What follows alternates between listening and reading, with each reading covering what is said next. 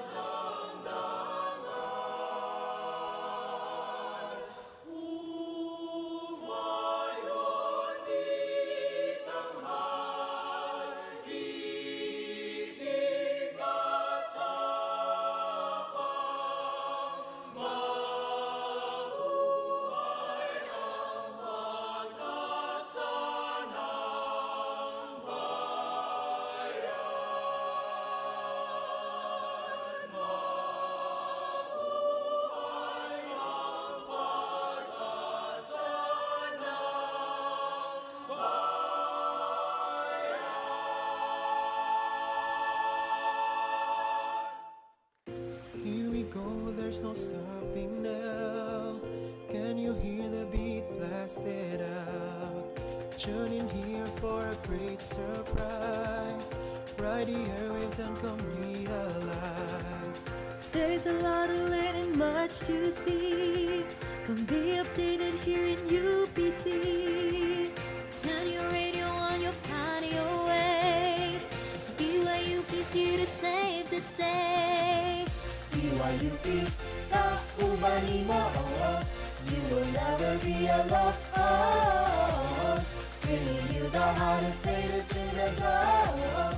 DYUP, kaubani mo, DYUP, kaubani mo, you will never be alone. Bringing you the hottest, latest in the zone. DYUP, kaubani mo.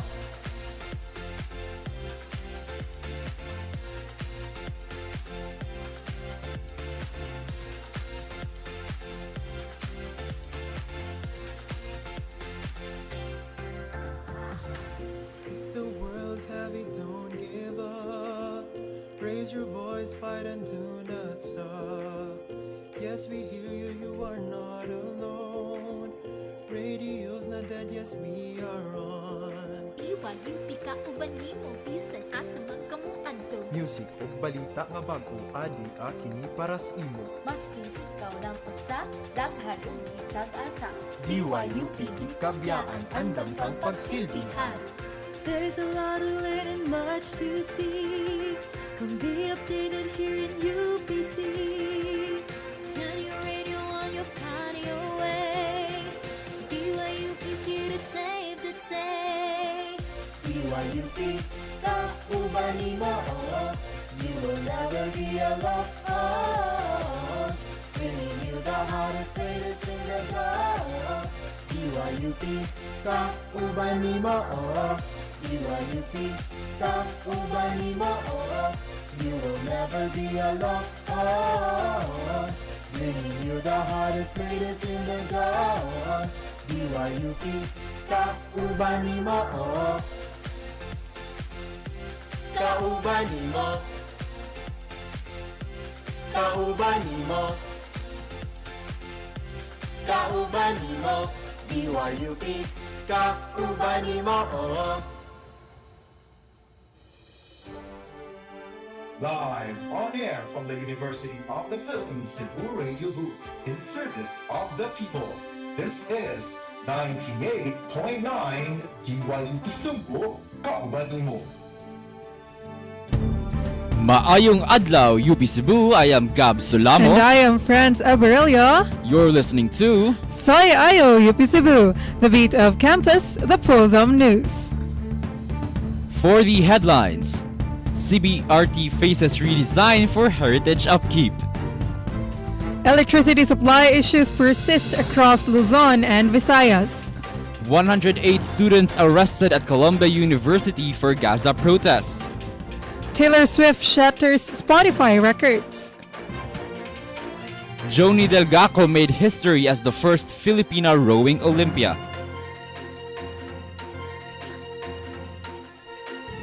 Today is Monday, April 22, 2024. It's 10 a.m. Good morning mga eskolar ng bayan and to our fellow listeners both online and on demand. Good morning, UP Cebu. The sun is still hot, along with our stories prepared for today. Tag-init na gyud no, so mga isko ug iska, make sure to stay hydrated while attending your classes today. Tinood gyud na DJ Gab. Grabe makapaak ang kainit sa adlaw, and it will be much hotter as we delve into our discussion later on. Now for our top stories. CBRT project faces redesign for heritage upkeep. The Cebu Bus Rapid Transit project may face delays due to plans of redesigning a bus station facing the provincial capital. Cebu City Mayor Micah Rama says the design must be modest to preserve the capital's heritage value. Rama says he will also be pursuing the project's original route, reaffirming his stance against the closure of the ML Quezon Boulevard. Cebu City Administrator Colin Rosal says the Cebu Port Authority has been misusing the road for cargo storage and parking for cargo handlers. Rosal says the area belongs to Cebu City and the city plans to reclaim it. For the national news, electricity supply issues persist across Luzon and Visayas. Luzon and the Visayas regions of the Philippines continue to grapple with electricity supply problems caused by the intense summer heat and the El Nino dry spell. More than 30 power plants remain either shut down or operating below capacity, contributing to concerns about power shortages. President Marcos, in his recent Instagram post, instructed the Department of Energy to closely monitor the situation and coordinate with all the stakeholders to address the ongoing power supply challenges. Stressing the importance of collaboration, Marcos emphasized the need for stability in power supply over the coming days. The National Grid Corporation of the Philippines, NGCP, has issued both red and yellow alerts in the Luzon and Visayas grids. Despite assurances from the DOE regarding sufficient power supply, concerns persist as electricity consumption rises during the summer season, particularly with the increased use of cooling appliances due to the El Nino phenomenon. The DOE anticipates the commissioning of additional power plants in the coming months to meet the rising demand. As the country grapples with ongoing electricity supply challenges, efforts to conserve energy and manage demand remain critical to ensuring a stable power supply for households and businesses across Luzon and the Visayas. For the international news, 108 students arrested at Columbia University for Gaza protest. Arrests were made at Columbia University after police cleared a camp of pro-Palestinian protesters in New York City. Here is Shunsuke Kamomot for the details. 108 students have been arrested by the police at Columbia University after multiple warnings by the university administration. Protesters constructed an encampment of 50 tents on campus on Wednesday where hundreds of students and others rallied with them, including independent presidential candidate Cornel West. Among those arrested in the protest was Minnesota politician Ilhan Omar's daughter, Isra Hirsi. Student newspaper The Columbia Spectator reports that this is the first time mass arrests have been made on campus since the Vietnam War protests in 1968. Protests have been made across U.S. campuses since the Israel-Gaza war began last year. Shunsuke Kamomot, DYUP Sugbo, kauban mo. For today's broadcast, we will be discussing about last week's Come Up Week, so stay tuned when we come back after this short break.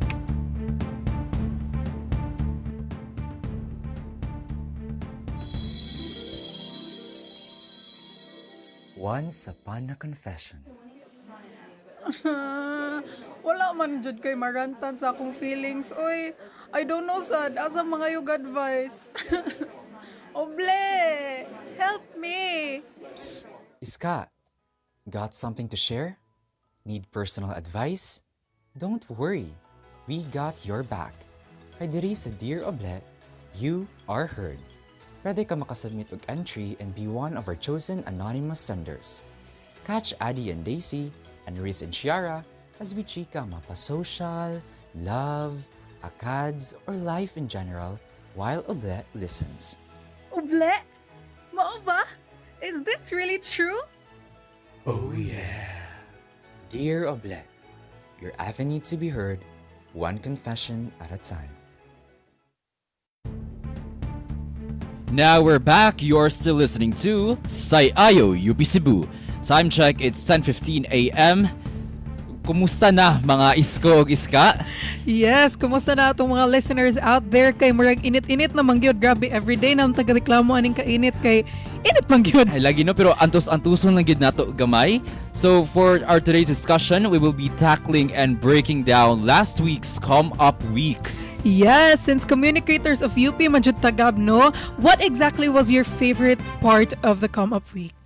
I think my favorite part was various contests nga gi-hold during the Come Up Week because as you know nga natay mga friends and blockmates who participated and won awards sa mga various contests. I guess atong pinaka-kuan jud no is katong debate. That's right. We have the spelling bee competitions as well.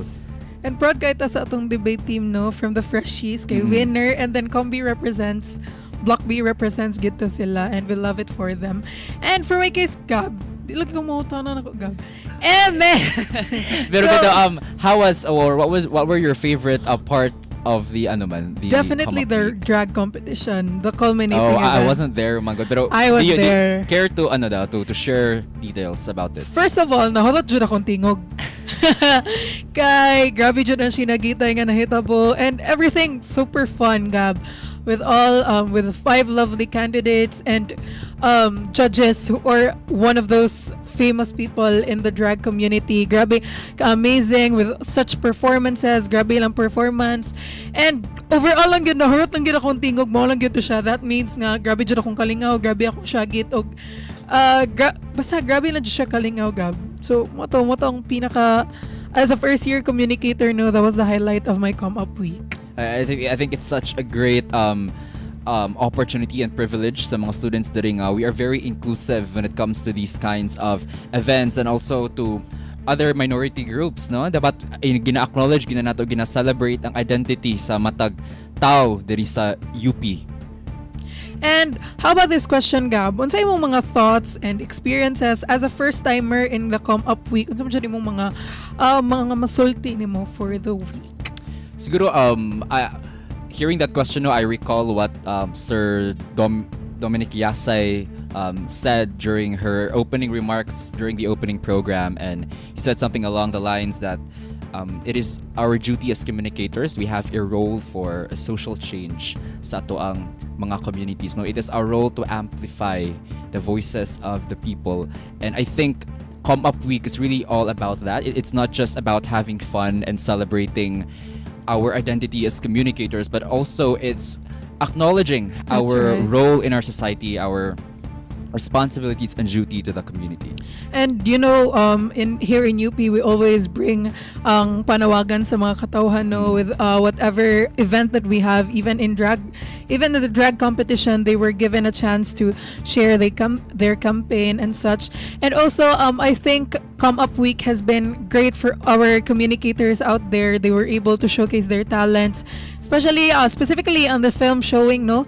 We've seen various works from our communicators, maybe in the 2nd year and the 4th year. So that, I think, is a very great experience put for them to showcase once more ang ilang mga gihaguan for the past months, diba? Speaking of showcase, friends, no, I think Come Up Week is also a great way to portray what Come Up or what the program can offer to you and upcoming mga freshies diri sa UP, no? Especially to our upcoming mga communicators na pod for next AY. That's right. With that, Gabno, we'd like to congratulate all our new upcut passers. We look forward to having you guys as freshies here. Actually, di pa na mo madawat gamay nga. Murag 2nd year na may murag kadali naman sa panahon. Dili naman kami ang freshies. But with that, no, congratulations. Finally, inyong mga efforts, yung tanan ng review and such, na put into place na gyud na nabalik na jud sa inyo, ha. And of course, we look forward to the new communicators of UP as well. Yes, no, and I think maura jud to atong discussion for today nga grabe nalingaw jud sa Come Up Week, and of course congratulations sa atong mga bag-o nga mga communicators pohon next AY. Yes, and on top of that, Gab, our new freshies has to look forward good for the Come Up Week because it's something big for the communicators of UP. I agree with you, friends. That is right. And now for the latest chicas in the world of show business, Taylor Swift shatters Spotify records. We have our resident chicadora, Jeremy Estelia, for the latest updates. 313 million streams, and she became the most streamed artist in Spotify history with 46 number ones. The surprise drop of the anthology with 15 additional tracks, hours after the initial release, left everyone spinning with excitement. In a statement, Taylor described the album as a closed chapter, with nothing left to avenge. This monumental release follows Swift's wildly successful Midnight's album, which sold 1.6 million copies in its first week, and her historic Grammy win, making her the first artist to clinch Album of the Year 4 times. She sets out for the European leg of the highly anticipated Eras Tour this summer. This is DYUP Sugbo's Jeremy Estalla, Kauban Nimo. For the latest updates in sports, Joni Delgaco made history as the first Filipina rowing Olympia. Delgaco placed 4th in the 2024 World Rowing Asian and got a spot in the Olympics. Here is Simon Iway for the latest action in sports.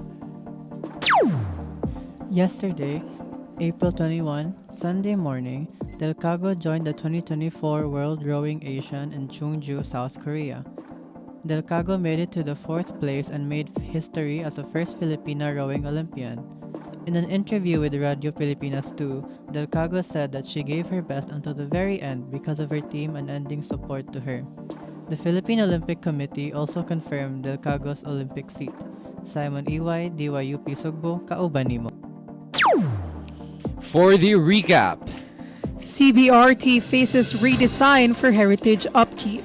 electricity supply issues persist across Luzon and Visayas. 108 students arrested at Columbia University for Gaza protest. Taylor Swift shatters Spotify records. Juani Delgaco made history as the first Filipina rowing Olympia. Those were the top stories for today's broadcast. How do you feel about a Monday morning for this first week? I feel great, Gab, being able to share news that are quite impactful to our lives on a Monday morning. So that's one thing we look forward every week, Gab, we're able to share the news, we're able to share the concepts of the world. Speaking of news updates, currently in the Performing Arts Hall, we are having a talk with Miss Patricia Evangelista with her book Some People Need Killing. So if you guys want to check out that discussion, you may proceed to PAH. So once again, thank you for listening to Sai Ayo UP Cebu, the beat of campus, the pulse of news. Once again, this has been Gab Solamo and Franz Aberelia. You've been listening to 98.9 DYUP Sugbo, Kauban Nimo.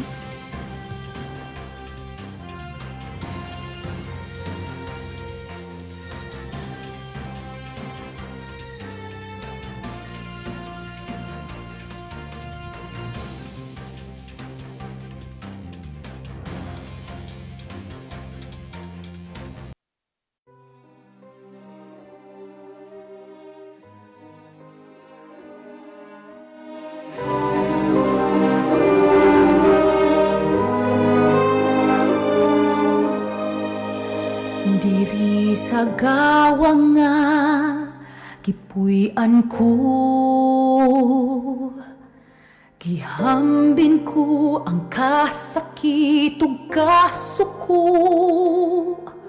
hangtod ang abil nagdugo sa sigpugo. Dito sa atbang ang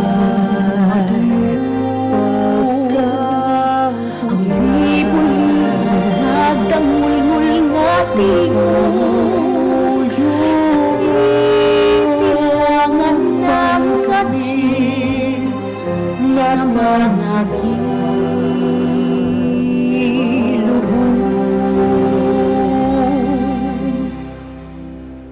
kanus ang aking katala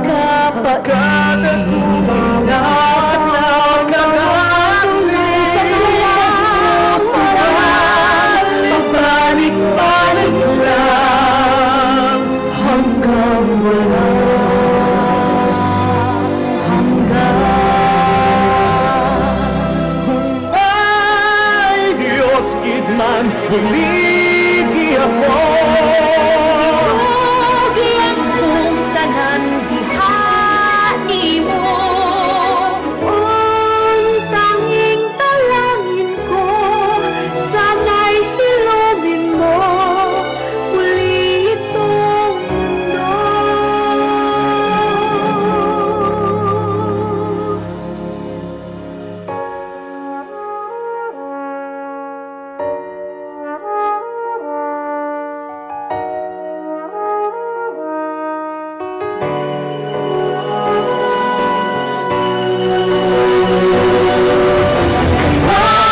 Kaya magwawakas ang kalinlan Astasan ota magantos Taong mga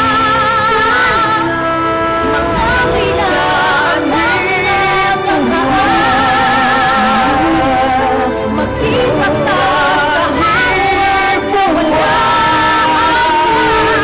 At maghasanay sa